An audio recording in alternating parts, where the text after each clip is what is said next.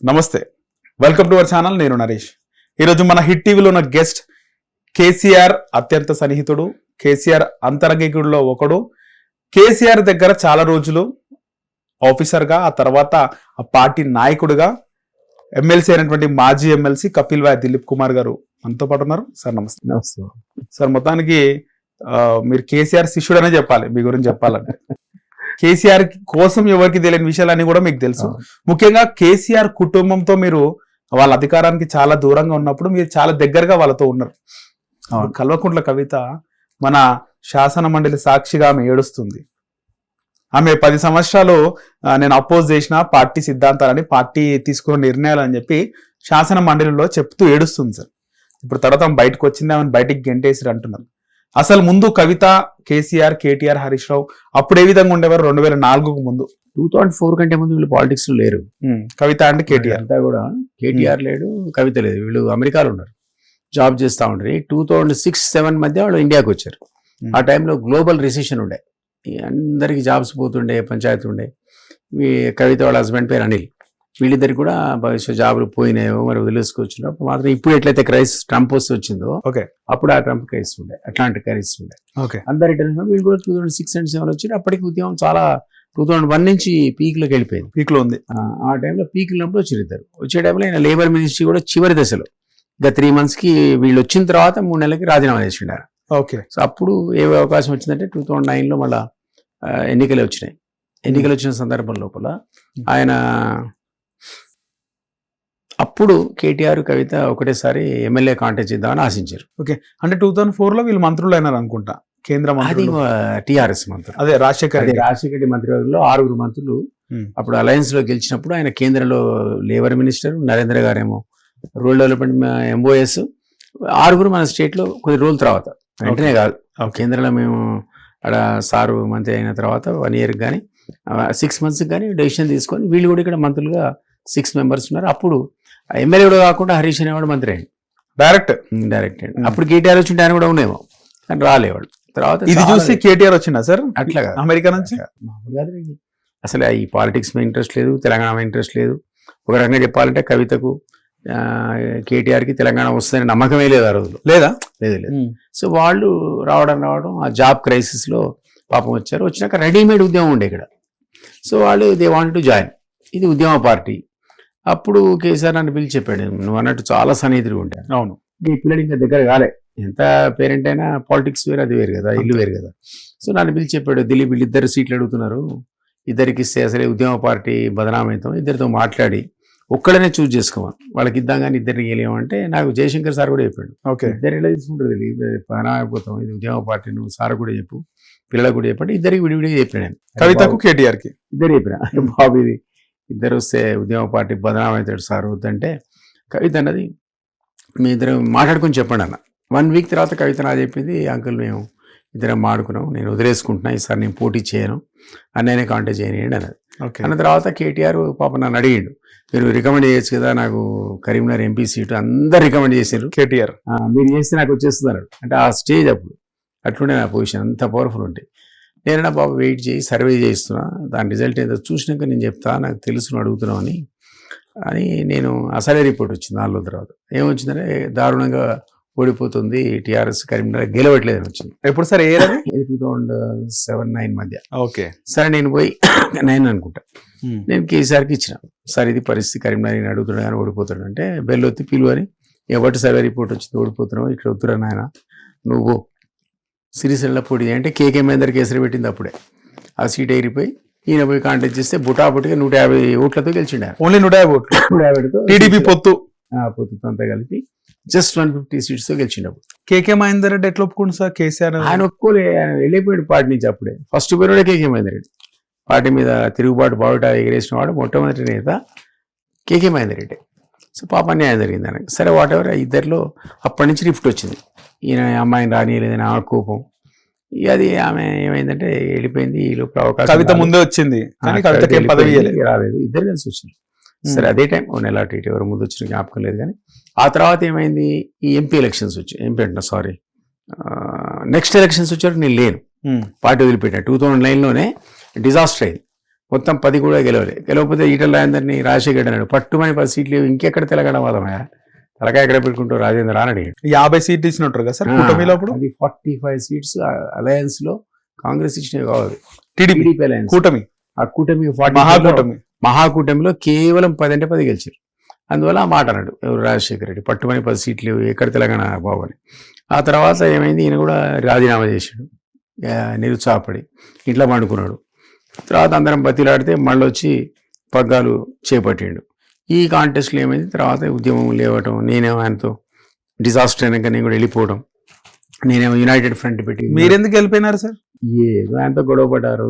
Alliance పెట్టించింది నేనే, alliance fail అయింది. ఏది టీడీపీ టీఆర్ఎస్ అలయన్స్ పెట్టించినప్పుడు నేనే ఒప్పించిన. చిరంజీవితో పోదాం అనుకుంటా పావు ఎవరు కేసీఆర్ అనుకున్నాడు, కేటీఆర్ అనుకున్నాడు, హరీష్ అనుకున్నాడు. వాళ్ళు కాదని నేను అందరిని ఒప్పించి టీడీపీతో పెట్టించి. ఎందుకు చిరంజీవితో ఎందుకు వద్దన్నారు? ఇప్పుడు ఆయన గెలిచిన ఎందుకు అనిపించలే నాకు. నిజం కూడా ఆయన 40 సీట్సే వచ్చినాయి అంతేనా? 18 వచ్చినాయి సార్, 18 20 వచ్చినాయి. 40 కూడా రావాలని నేను కేసీఆర్ తాను ఈయన 40 కూడా రావు, ఈయన ఎక్కడ సీఎం అవుతాడు సార్ అంటే ఆయన నమ్మలే. అందరు అంటున్నారంటే లేక తప్పు సార్ క్యాలిక్యులేషన్. కానీ టీడీపీ ఆంధ్ర పార్టీ పొత్తు పెట్టుకుంటే మైనస్ ఆలోచించలేదా? ఆలోచించదు కానీ నేను ఎంత కన్విన్స్ చేసినా చేస్తే ఆయన ఒప్పుకున్నాడు. అంటే ఏముండే అప్పుడు మెయిన్ రాజశేఖర రెడ్డిని దింపాలా టీడీపీ కూటమి? అలయన్స్ అయితే కూటమి ద్వారా రాజశేఖర్ దించొచ్చనే ఒక ఆలోచన ఉంటే, రాజశేఖర్ తెలంగాణ ఏలేదని కదా మనం కాంగ్రెస్ నుంచి బయటకు వచ్చినాం కాబట్టి తప్పనిసరిగా టీడీపీతో పొత్తుంటే వాళ్ళు లెటర్ ఇచ్చిండు ఆయన చంద్రబాబు నేను అనుకూలమైన లెటర్ ఇచ్చాడు. ఆ లెటర్ ఇచ్చినాక ఆయన స్టార్ట్ అయ్యింది. అప్పుడు 2 కళ్ళ సిద్ధాంతం, నాకు ఆంధ్ర తెలంగాణ 2 కళ్ళతో సమానం అన్నాడు అని లెటర్ ఇచ్చినాక ప్రణబ్ ముఖర్జీ కమిటీకి ఇచ్చి అప్పుడు అలయన్స్ పెట్టుకున్నాం ఆయనతో. ఇంకా అప్పటికి కూడా అందులో ఉన్న కూటమిలో భాగస్వామ్యం సిపిఎం అసలు తెలంగాణ అనలే, అయినా సరే కూటమిలో భాగస్వామ్యం అందరు కలిసి పోటీ చేసిన CPI CPM TRS and TDP కలిసి ఒకే వేదిక పంచుకున్నాయి. తెలంగాణ వద్దనోడు కావాలన్న సిపిఐ కూడా. సో అప్పుడు ఇక జరిగిన సీక్వెన్స్లో ఏమైందంటే నెక్స్ట్ ఎలక్షన్ వెళ్ళిపోయినా, ఇక గొడవ అయింది. ఆ కూటమిలో సరిగ్గా సీట్లు సెట్ కాలేదు, నా మీద ఎగిరిండు కేసీఆర్ తిట్లు తిట్టిండు. ఆ తిట్లు భరించలేక వెళ్ళిపోయాడు. మీరు అడిగారా టికెట్? నేను ఎందుకంటే ఆల్రెడీ ఎమ్మెల్సీ గెలిచి అప్పటికి సెకండ్ టర్మ్ 91% తో గెలిచాడు ఆయన. ఓకే, నా ఎలక్షన్ గొడవ ఎందుకు వచ్చిందని అదే అలయన్స్ లోపల తేడాలు వచ్చి ఏదో ఆయనకు మాట పట్టింపు వచ్చి ఏదో అన్నాడు, నన్ను తిట్టిండు, నువ్వు ఏమిటో పెట్టుకున్నాయి ఆ డామ్ డూమ్ అని.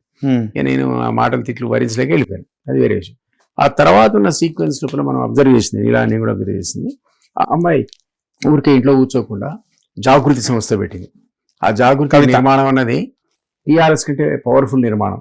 ఈయన కన్నా మండలాధ్యక్షులే రాకు, మండలాధ్యక్షులు, జిల్లా అధ్యక్షులు, ఈ విభాగం ఆ విభాగం. ఏ ఇయర్ లో పెట్టినా సార్? జాగృతి 9 నుంచి మొదలుపెట్టి దంచింది. నెక్స్ట్ కవిత ఎంపీ నిజామాబాద్ సీట్ వచ్చిన దాకా నడుపుతూనే ఉందా. అప్పుడు కేసీఆర్ అనేవాడు పిలిచి ఇచ్చినాడు జాగృతి, అంత స్ట్రాంగ్ ఉండేది. కవితకి నిజామాబాద్ కవిత అప్పుడు ఆమె అనేది ఒక మాట నేను అసెంబ్లీలో ఇక్కడ నన్ను పిలిచి ఇచ్చిండ్రు, అట్లా నా శక్తి చూపించిన 100% కరెక్టే. ఆమె తన శక్తి చూపించుకొని సాధించుకుంది నిజామాబాద్. అంటే అప్పుడు ఇక తప్పనిసరి పరిస్థితుల్లో గెలిచిందా. అప్పుడు కొడుకు ఎమ్మెల్యే, ఈమె ఎంపీ, ఇద్దరు కూడా part and parcel of party అయిపోయారు. కవితకు ఫండ్స్ ఎక్కడ నుంచి వచ్చినాయి సార్? ఆమె జాగృతి నడపడానికి డబ్బులు ఎక్కడ నుంచి వచ్చినాయి? అప్పుడు స్కిల్ డెవలప్మెంట్ మినిస్ట్రీ నుంచి కూడా కొన్ని డబ్బులు వచ్చినాయి, కొంత వసూళ్ల కార్యక్రమం. అధికారంలో 9 లో ఏం లేదు, పవర్ లో లేరాలు ఎవరు లేరు అసలు, ఎవరి రూపాయలు అసలు నడపడానికి నానా బీభత్సం ఉండవు. అంతా వసూళ్లు, బ్లాక్ మెయిల్. తెలంగాణ ఉద్యమం అంటే అప్పుడు ఎవరు నువ్వు అడిగినట్టు ఎవరు అడిగినారు, ఏంటి సార్ వీడు ఉద్యోగం అంటే, ఉద్యమమే వాడి ఉద్యోగం అన్నాడు. దేశం మీద పడి జేబులు చేపెట్టి గుంజుకునే కార్యక్రమం మీద ఉద్యమమే ఉద్యోగం కూడా అప్పుడు అట్లా నడిచింది ఆ పార్టీ. సో సరే పాపం కొత్త అభిమానులు వాళ్ళు వీళ్ళు సీట్లు ఆశించినోడు, ఒకడు ఎంపీ సీట్ కావాలి, ₹1 కోటి ఇచ్చాడు, వాడికి ఆ సీటు రాలేదు, కోటి రాలేదు. ఎంతో మంది మోసపోయారు టీఆర్ఎస్ వల్ల. సరే ఒక హిస్టరీ, ఎంతో మంది మోసపోయారు తెలంగాణ ఉద్యమంలో భాగంగా. ఒకసారి కేసీఆర్ అడిగిన, ఇదేం సార్ వానికి సీట్ ఇస్తా అంటావు ఇయ్యో, వీనికి సీట్ ఇస్తా అంటావు ఇయ్యో, ఇట్లా ఇంత 10 మందిని మోసం చేసి నువ్వు ఒకరి సీట్ ఇవ్వడం కరెక్టేనా అంటే ఆయన ఏమన్నాడు తెలుసా, దిలీప్ మనది ఉద్యమ పార్టీ, ఈ 10 మంది తిరిగి బంధువులతో ఫ్రెండ్స్తో వాళ్ళతో నిప్పంటించిననుకో మొత్తం కాన్స్టిట్యూన్సీ అంటే కూడా అందులో ఓడి గెలుస్తాడు. 10 మంది సీట్లు ఇస్తావా? 10 మంది గెలుస్తారా? సాధ్యపడుద్దా? ఈ 9 మంది ఏమైతే మనకెందుకే, మనోడు గెలిచినా లేదని లెక్క అంటాడు. స్వార్థం లాజిక్. ఆ లాజిక్ లో ఎంతో మంది మోసపోయారు తెలంగాణ ఉద్యమంలో. ఎంతో మంది ఆస్తులు అమ్ముకున్నారు, కథ అయిపోయినారు, గుసు లేకుండా పోయారు. అసలు ఐపీఎస్ ఆఫీసర్ ఉండేవాడు శ్రీనివాసన్, అది సీట్ ఇస్తాం మా ఊర్లో అంటే 3 ఏళ్ల ఐపీఎస్ ఉద్యోగానికి రాజధాని డిఐజీ ఉండే, ఆయన వచ్చాడు. వచ్చి చేరినాక ఈయనకి అపాయింట్మెంట్ లేదు, ఇంటర్వ్యూ లేదు, తలుపుడు తీసేది లేదు. ఆరుగురు నాతోడు నా కొడుక విని తుపావిడి కాల్చేస్తాను లైసెన్స్ వాళ్ళు ఉండే, ఎందుకు సార్ జైలు పోతూ కేసీఆర్ ని కాల్ చేస్తాను ఆయన కోపం ఆయనకి. అట్లా 17 మంది నా ఒక్కనికే సీట్ ఇచ్చిండు. తర్వాత అది కూడా ఆ రోజు ఇయ్యలే, ఎగ్గొడితే మీకు కూడా ముందు ఎమ్మెల్యే అండర్ గ్రౌండ్ లోకి వెళ్ళిపోయినట్టు చేసాడు. కథం దొరకలే. విజయశాంతి కూడా అట్లా అంతే అందరు చెప్పుకుంటే బాగుండదు కానీ ఆడ పోయి ఢిల్లీ ఇంట్లో నిలబడి పిఎస్ గా తీసుకున్నా, మళ్ళీ పాత పిఎస్ మావిడి దగ్గర. ఈయన పాపం 17 మంది ఎంప్లాయీస్ అంతా అందరూ కూడా అయిపోయారు. ఉద్యోగాలు పోయినాయి పాపం. ఎవరికి అది ఉద్యోగాలు, ఇది ఉద్యోగాల కోసం ఉద్యమం అని ఉన్న ఉద్యోగాలు కూడా కొట్టుకున్నాం మేము. ఆ పరిస్థితి అప్పట్లుండే. సరే ఏమైనా ఒక స్పిరిట్ అది, తెలంగాణ ఆకాంక్ష ఒకటి. సో ఆయన ఒక లాజిక్ కరెక్టే, అందరు అంటిస్తేనే అంటుకుంటుంది కానీ ప్రతివాడు ఎమ్మెల్యే కావాలంటే, ఎంపీ కావాలంటే, మంత్రి కావాలంటే అవుతారా? ఏడైతే అంటారా? పాసిబుల్. కాబట్టి కొందరికి ఎప్పుడైనా నష్టమైంది. అది మనం ఆ లాజిక్ని నచ్చినా నచ్చకుండా అప్రిషియేట్ చేయాల్సిందే. ఆయన స్టైల్ ఆయన. కానీ హిట్ టీవీ యాప్, ఇందులో short news, live news, entertainment shows, movies, digital magazines తో పాటు మీ జిల్లా వార్తలను కూడా ఫ్రీగా చూడొచ్చు. ఇంకెందుకు ఆలస్యం, వెంటనే హిట్ టీవీ యాప్ ని డౌన్లోడ్ చేసుకుని ఫ్రీగా ఎంటర్టైన్మెంట్ పొందండి. Hit TV app. Hit TV app. Please download hit TV app. Hit TV యాప్ని ఫ్రీగా డౌన్లోడ్ చేసుకొని ఎంజాయ్ చేయండి. మీకు నచ్చిన ఎంటర్టైన్మెంట్ కోసం హిట్ టీవీ యాప్ ని ఫ్రీగా డౌన్లోడ్ చేసుకుని ఎంజాయ్ చేయండి. హిట్ టీవీ యాప్ని డౌన్లోడ్ చేసుకుని ఆస్వాదించండి, ఆశీర్వదించండి. ఇంతమంది సెలబ్రిటీలు హిట్ టీవీ యాప్ ని డౌన్లోడ్ చేసుకోండి అని చెప్తున్నారంటే ఎంత మంచి యాప్ ఆలోచించండి. అమెరికా అమెరికా అమెరికా అమెరికాలో చదవాలనుకునే వాళ్ళకి విశ్వసనీయమైన పేరు మన శౌర్య కన్సల్టెన్సీ. UK లో 1 year masters, UK లో 1 year masters, 2 years work permit up to 5 years visa. Contact Saurya Consultancy. Contact 89851 89851.